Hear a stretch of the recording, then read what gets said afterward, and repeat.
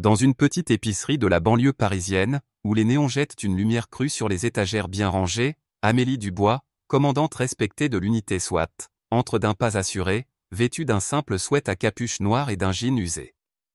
Elle n'est là que pour une bouteille d'eau, un achat banal après une journée harassante, mais ce soir, un regard, un ton, une supposition suffisent à transformer cette visite en un affrontement inattendu. René Dubois, un policier sans lien de parenté, adossé près de la machine à soda, l'observe avec une méfiance palpable, son badge luisant sous la lumière blafarde. Dans cette épicerie presque déserte, seul Étienne, un jeune caissier au geste nerveux, et Madame Lefebvre, une cliente d'âge mûr au chignon impeccable, sont témoins de la scène qui va se dérouler. Ce qui commence comme une interaction banale va bientôt révéler les ombres tenaces des préjugés, mettant à l'épreuve la patience et la dignité d'Amélie, une femme qui a passé sa carrière à défier les stéréotypes pour diriger des opérations parmi les plus dangereuses de la ville. L'air est lourd, chargé d'une tension que tout le monde ressent mais que personne n'ose nommer. « Et, vous là ?» lance René, sa voix tranchante comme une lame, coupant le silence de l'épicerie. Amélie s'arrête net, son regard se posant sur lui avec une calme assurance. Elle reconnaît ce ton, celui qu'elle emploie lorsqu'elle donne des ordres à son équipe, mais ici, il est déplacé, presque insultant. « Vous êtes perdu ?» demande-t-il, ses yeux la scrutant de haut en bas, comme s'il cherchait à confirmer une suspicion déjà ancrée. Amélie soupire légèrement, une bouffée d'air contrôlé, car elle sait exactement où cette conversation va mener. Elle a déjà vécu ce genre de moment, trop de fois, où son apparence, sa peau noire, son sweat décontracté, semblent suffire à faire d'elle une suspecte. « Non, je prends juste quelque chose, » répond-elle, sa voix ferme mais mesurée, un équilibre parfait entre politesse et autorité. René croise les bras, un sourire narquois étirant ses lèvres, comme s'il avait déjà tout compris d'elle. « Vraiment ? Vous êtes sûr ?» insiste-t-il, son ton dégoulinant de condescendance. Derrière le comptoir, Étienne lève les yeux, ses doigts tripotant nerveusement un stylo, son malaise évident. Madame Lefebvre, qui jusque-là examinait une boîte de conserve avec une attention feinte, sort discrètement son téléphone, ses doigts glissant sur l'écran pour lancer un enregistrement vidéo, tout en faisant mine de consulter ses messages. René s'approche d'Amélie, son corps massif occupant l'espace, son badge reflétant la lumière comme une provocation silencieuse. « J'ai vu ce genre de manège des dizaines de fois, » dit-il, sa voix baissant d'un ton, comme s'il partageait un secret. On entre, on fait semblant de regarder les rayons, on attend le bon moment, et hop, la caisse est vide, et vous êtes dehors avant qu'on ait pu dire quoi que ce soit. Amélie sent une colère sourde monter en elle, une chaleur familière qui lui serre la poitrine, mais son visage reste impassible, ses yeux plantés dans ceux de René. « C'est ce que vous pensez que je fais ?» demande-t-elle, sa voix aussi tranchante qu'un scalpel, chaque mot pesé pour ne pas lui donner la satisfaction d'une réaction excessive. René ricane, cherchant à reprendre le contrôle de la situation. « À vous de me le dire, » rétorque-t-il, son regard défiant, comme s'il la mettait au défi de prouver son innocence. Amélie jette un coup d'œil à Étienne, qui semble vouloir disparaître derrière son comptoir. « Vous voulez lui expliquer, ou je m'en charge ?» demande-t-elle au caissier, son ton calme mais teinté d'une pointe d'ironie. Étienne bredouille, ses joues rougissant sous la pression.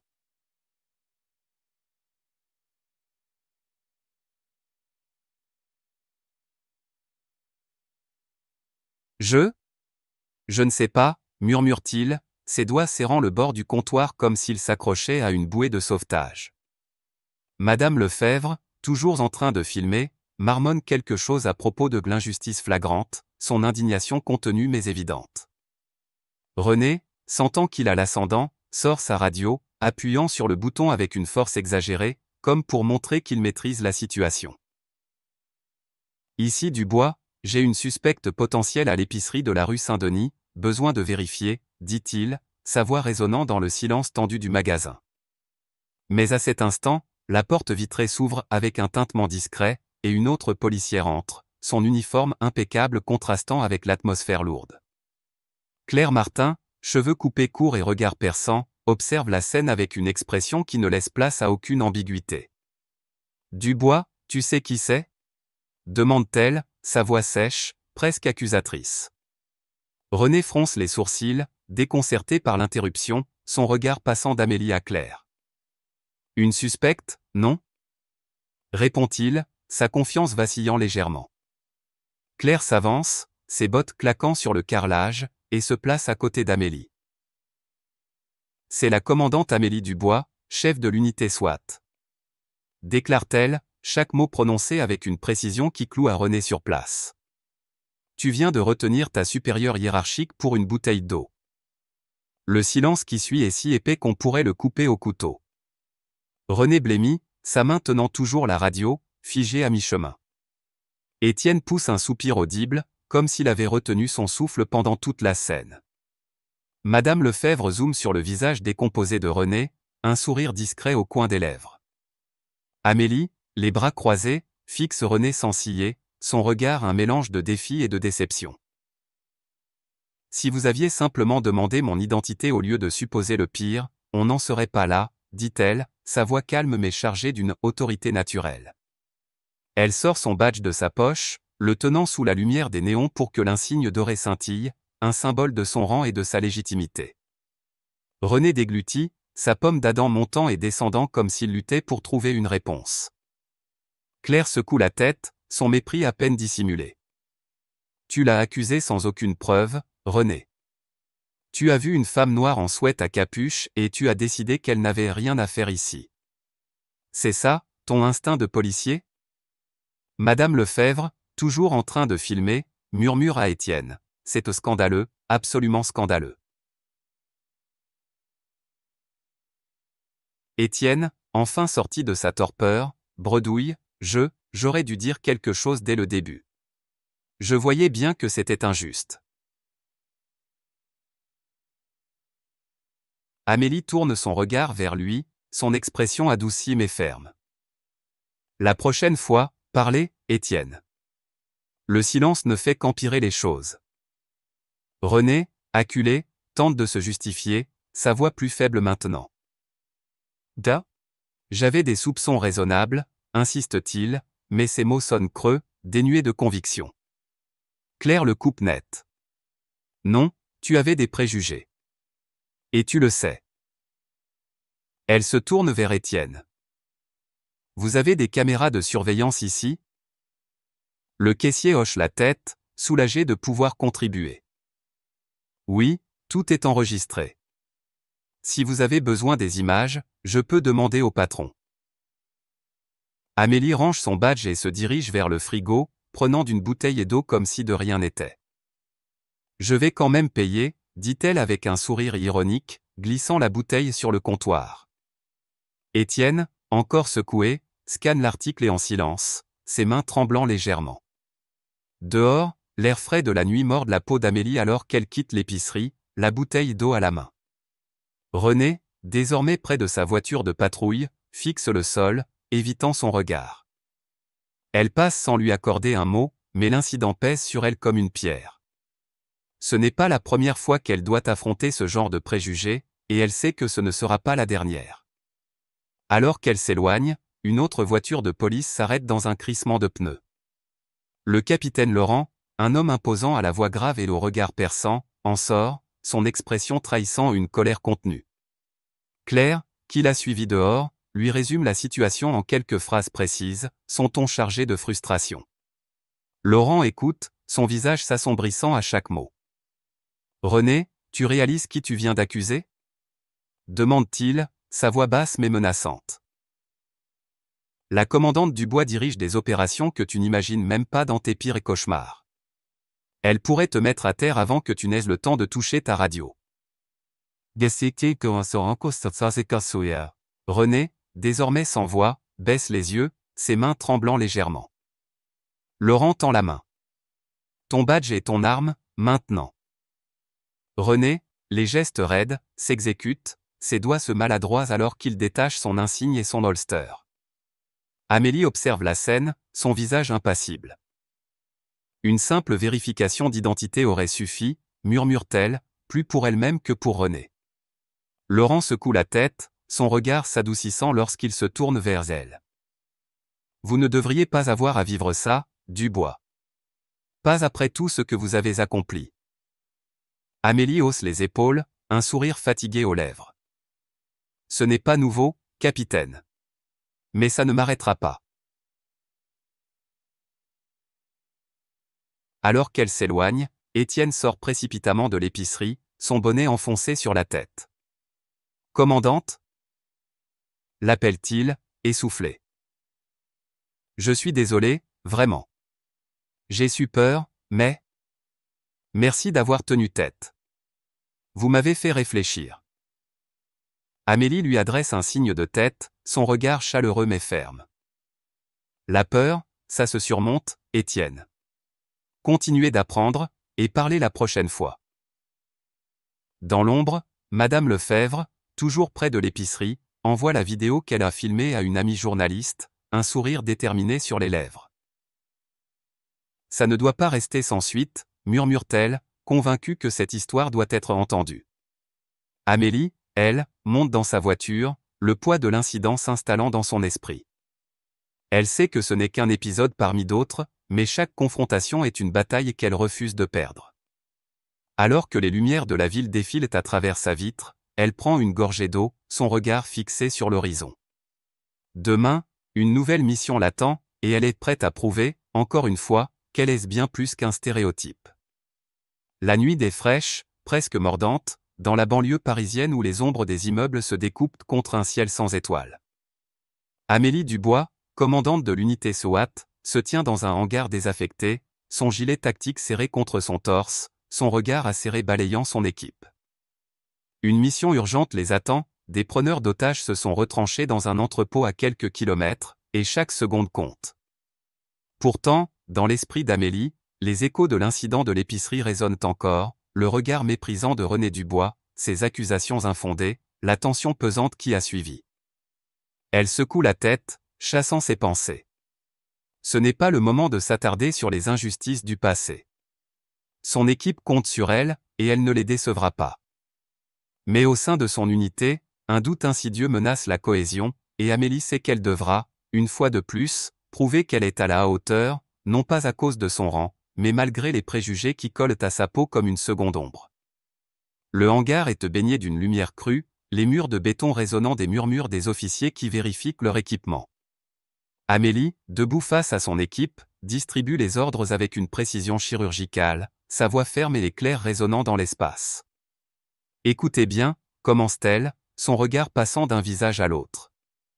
Nous avons 3 otages à l'intérieur, 2 preneurs armés, potentiellement plus. On entre rapidement, on neutralise, on sort. Pas d'erreur. Les officiers hochent la tête, leur visage tendu mais déterminé. Pourtant, Amélie remarque un regard en coin, celui de Luc, un jeune officier récemment intégré à l'équipe. Ses yeux trahissent une hésitation, un malaise qu'elle reconnaît immédiatement. Elle a déjà vu ce regard, celui de ceux qui doutent de son autorité, non pas à cause de ses compétences, mais à cause de qui elle est, une femme noire à la tête d'une unité d'élite. Un problème, Luc ? Demande-t-elle, son ton calme mais chargé d'une autorité qui ne tolère pas l'ambiguïté. Luc baisse les yeux, ses doigts tripotant nerveusement la sangle de son gilet. Non, commandante, marmonne-t-il, mais sa voix manque de conviction. Juste. C'est une grosse opération. Amélie plisse les yeux, lisant entre les lignes. Elle sait que ce n'est pas la mission qui le préoccupe, mais elle choisit de ne pas insister, pas encore. Claire Martin, la policière qui a soutenu Amélie à l'épicerie, intervient, son ton sec. Luc, si tu as un doute, dis-le maintenant. On n'a pas de place pour les hésitations dans une opération comme celle-ci. Luc rougit, mal à l'aise, mais reste silencieux. Pierre, un vétéran de l'équipe au visage buriné par des années de service, pose une main ferme sur l'épaule de Luc. « Écoute, gamin. » dit-il, sa voix rauque mais chaleureuse. J'ai vu la commandante nous sortir de situations où on aurait tous pu y rester. Elle a plus de cran que nous tous réunis. Fais-lui confiance. Luc hoche la tête, mais son regard reste fuyant. Amélie note mentalement de garder un œil sur lui.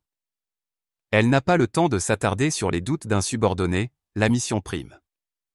L'équipe se met en route, les véhicules blindés roulant silencieusement dans la nuit. À l'intérieur de l'entrepôt, l'opération se déroule comme une chorégraphie parfaitement orchestrée. Amélie dirige depuis l'avant, ses ordres transmis par radio avec une clarté implacable. Pierre, flanc gauche. Claire, couvre l'entrée. Luc, avec moi. L'équipe infiltre le bâtiment, neutralisant les preneurs d'otages avec une précision redoutable. En moins de 20 minutes, les otages sont libérés, les criminels menottés, et aucun coup de feu n'a été tiré.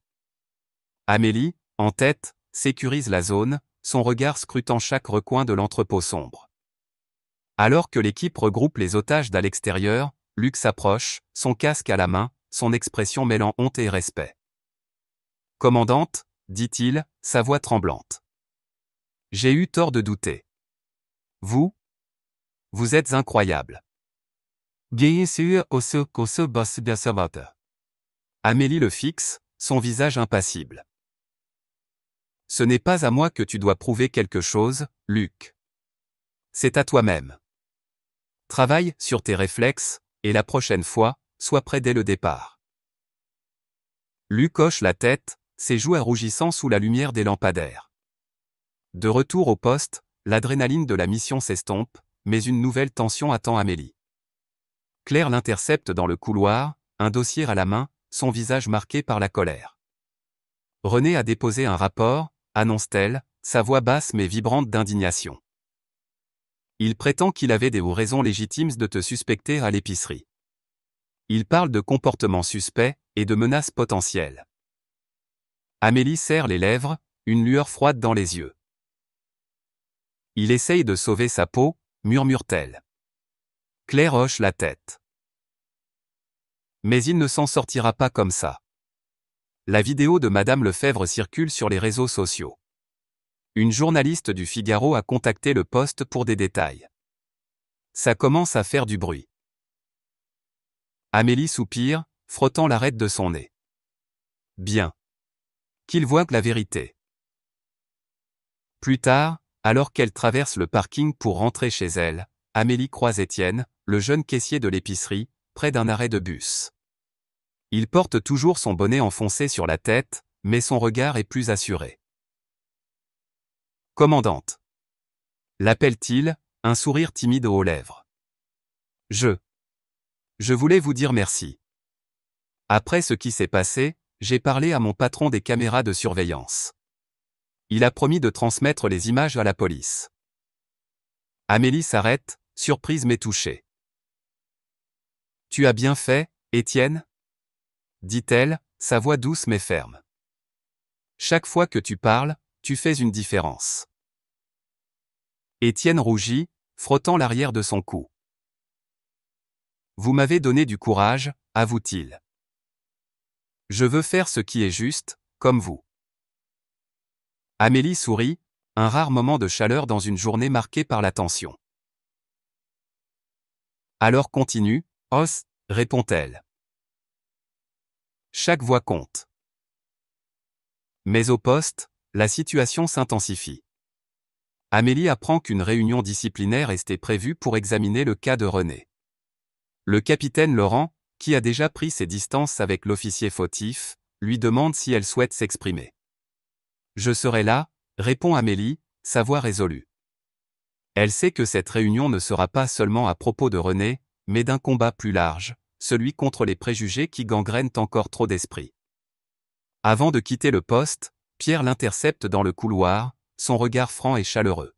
« Commandante, je voulais vous dire quelque chose », commence-t-il, sa voix grave. « J'ai grandi dans un quartier où les gens comme moi, fils d'immigrés, peau mate, étaient toujours les premiers suspects. Ce que vous faites, ce que vous représentez. Ça me rappelle pourquoi je fais ce métier. Pour que les choses changent. »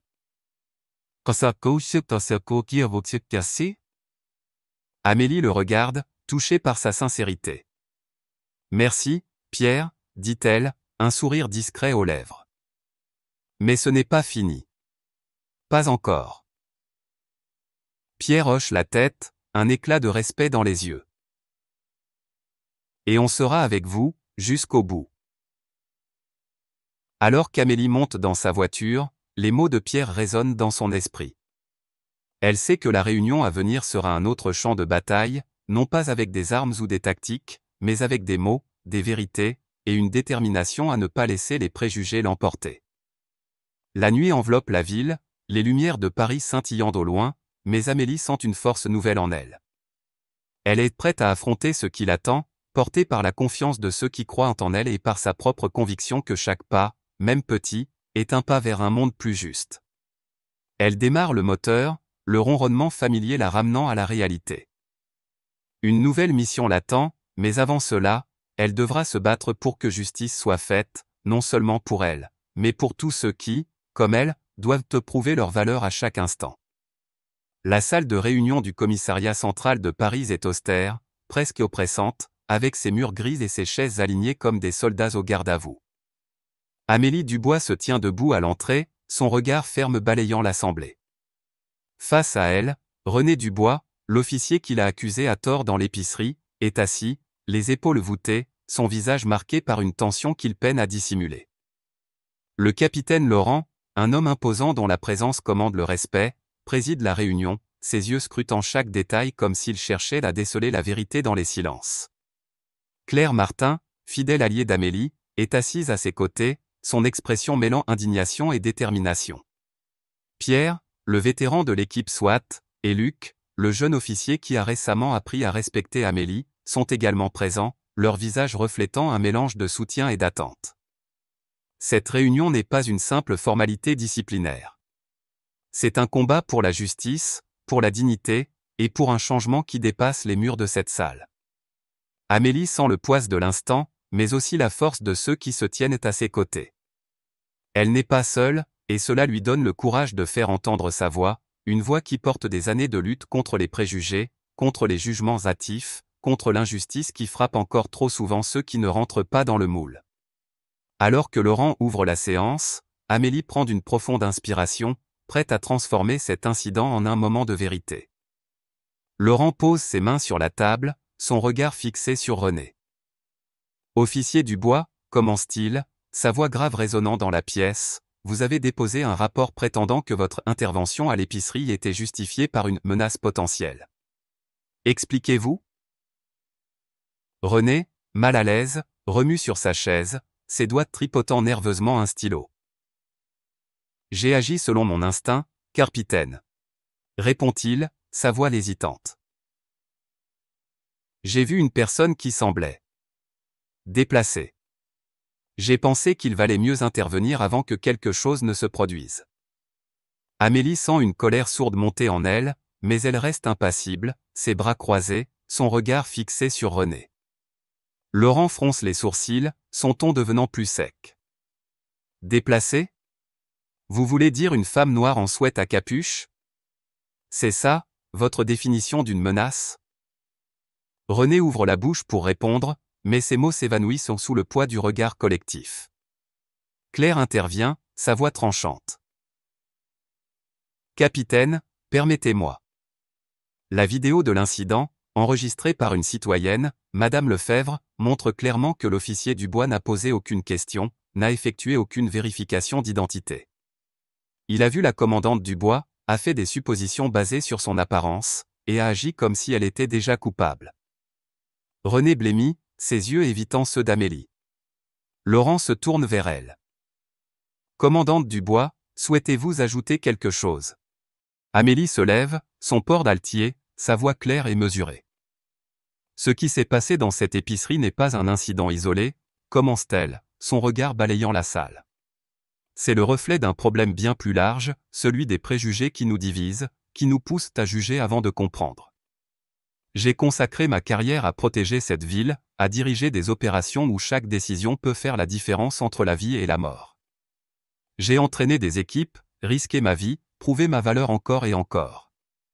Pourtant, dans une épicerie, en civil, je suis redevenu une suspecte, non pas à cause de mes actes, mais à cause de ma peau, de ma tenue, de ce que quelqu'un a décidé que je représentais. Sa voix, bien que calme, porte une intensité qui fait taire la salle. Pierre hoche la tête, un éclat de respect dans les yeux. Luc, encore marqué par sa propre remise en question lors de la dernière mission, écoute avec une attention presque religieuse. Ce n'est pas seulement mon histoire, poursuit Amélie. C'est celle de milliers de personnes qui, chaque jour, doivent prouver qu'elles ont le droit d'exister, d'entrer dans un magasin, de marcher dans la rue, sans être jugées. Si nous, en tant que force de l'ordre, ne montrons pas l'exemple, comment pouvons-nous espérer un changement? Laurent, visiblement ému, hoche la tête. Merci, commandante.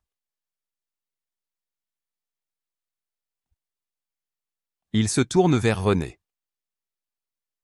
La vidéo, qui circule maintenant sur les réseaux sociaux et a attiré l'attention de la presse, montre clairement votre comportement. Vous avez agi sans preuve, sans vérification, et vous avez tenté de justifier vos actions par un rapport biaisé. René, acculé, tente une dernière défense. Je faisais mon travail, capitaine. J'essayais de protéger le commerce. Claire secoue la tête, son mépris évident. Vous étiez protégé? En accusant votre supérieur hiérarchique sans raison? En la traitant comme une criminelle? Laurent lève une main pour calmer la discussion. Officier Dubois, votre comportement est inacceptable. Vous êtes suspendu en attendant une enquête complète. Remettez votre badge et votre arme immédiatement. René, les mains tremblantes, s'exécute, ses gestes raides comme ceux d'un automate. Il quitte la salle sous les regards lourds de l'assemblée, la porte se refermant derrière lui avec un claquement sec. Mais pour Amélie, cette suspension n'est qu'un début. Elle se tourne vers Laurent. Capitaine, je propose que nous allions plus loin. Organisons des formations obligatoires sur l'égalité et la lutte contre les préjugés pour tous les officiers. Si nous voulons que les choses changent, il faut commencer ici, dans nos rangs. Laurent la regarde, un sourire discret aux lèvres. C'est une excellente idée, commandante. Je vais en parler à la direction. Claire, toujours à ses côtés, ajoute. Et la vidéo de Madame Lefebvre doit être utilisée comme un exemple. Les gens doivent de voir ce qui s'est passé, pour comprendre pourquoi ça ne peut plus continuer.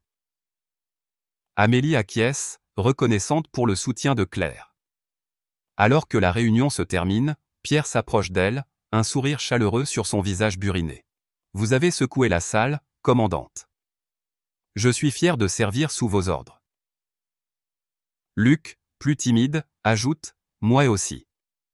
Je veux être meilleur, grâce à vous. Amélie leur adresse un sourire, touchée par leur loyauté. On est une équipe, dit-elle simplement. On se bat ensemble, sur le terrain et en dehors.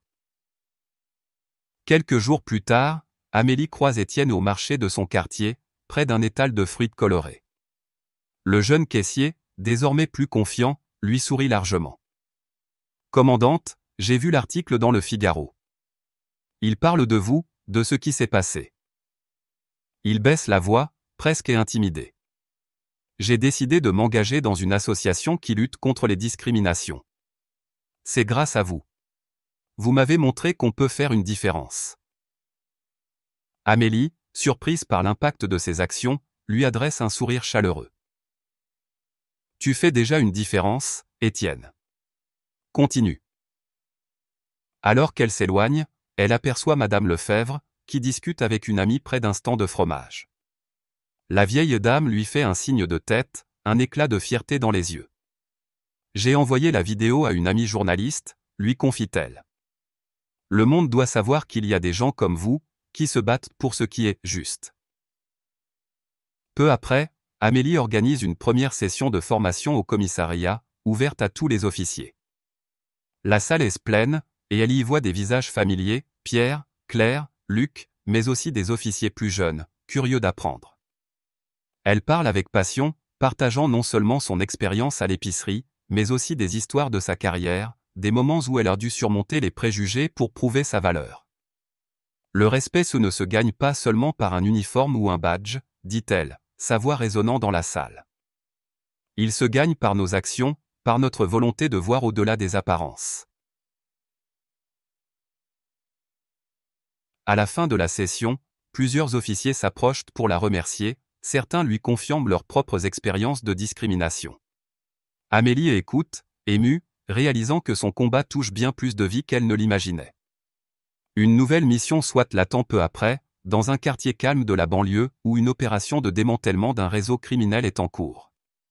Amélie dirige son équipe avec une assurance renouvelée, ses ordres précis et fluides. Luc, désormais pleinement engagé, suit ses instructions sans hésiter, son respect pour elle évident dans chacun de ses mouvements. Pierre, fidèle à son humour bourru, plaisante alors qu'il sécurise de la zone. Commandante, vous êtes une légende vivante. Il devrait écrire un livre sur vous. Amélie rit, un rire léger qui contraste avec la tension de la mission. Peut-être un jour, Pierre. Pour l'instant, concentrons-nous sur le travail.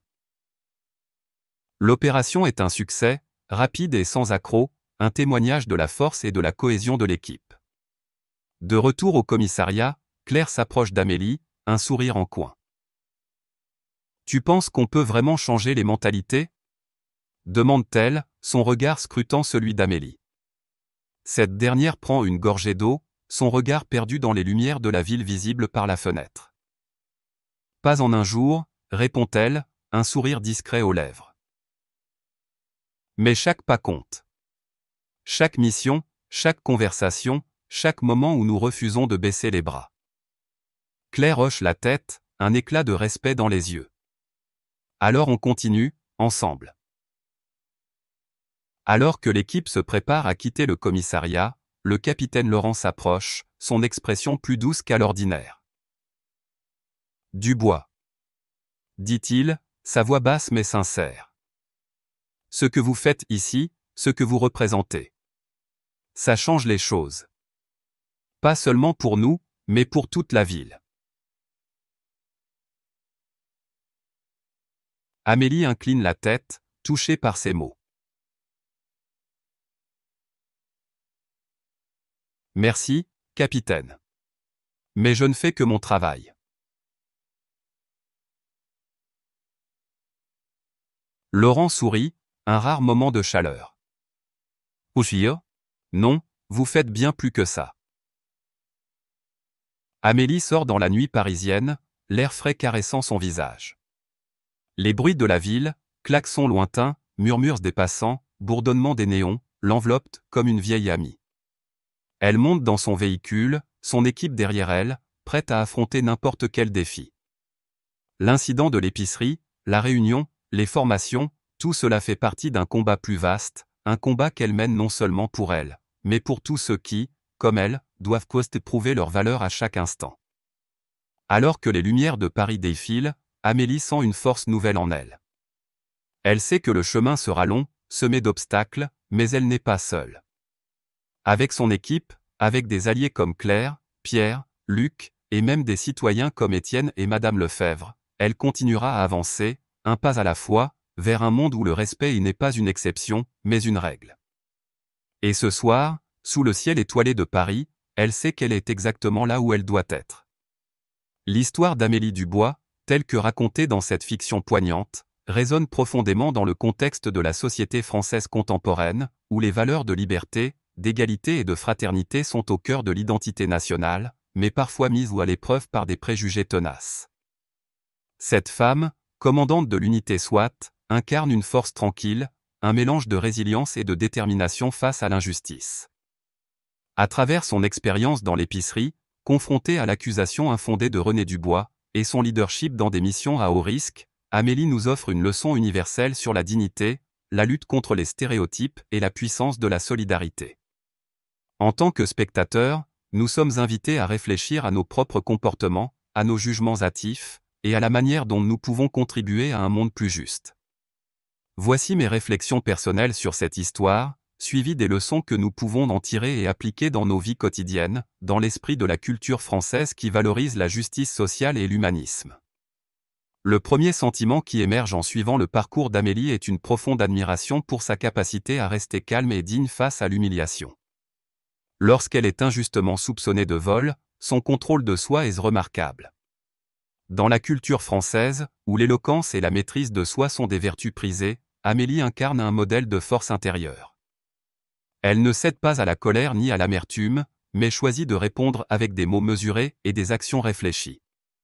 Ce choix reflète une vérité universelle: face à l'injustice, la dignité est une arme puissante.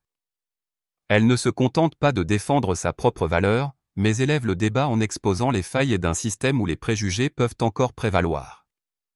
Cette retenue, combinée à son autorité naturelle, m'inspire à cultiver une approche similaire dans les moments de conflit, en privilégiant le dialogue et la raison plutôt que l'emportement.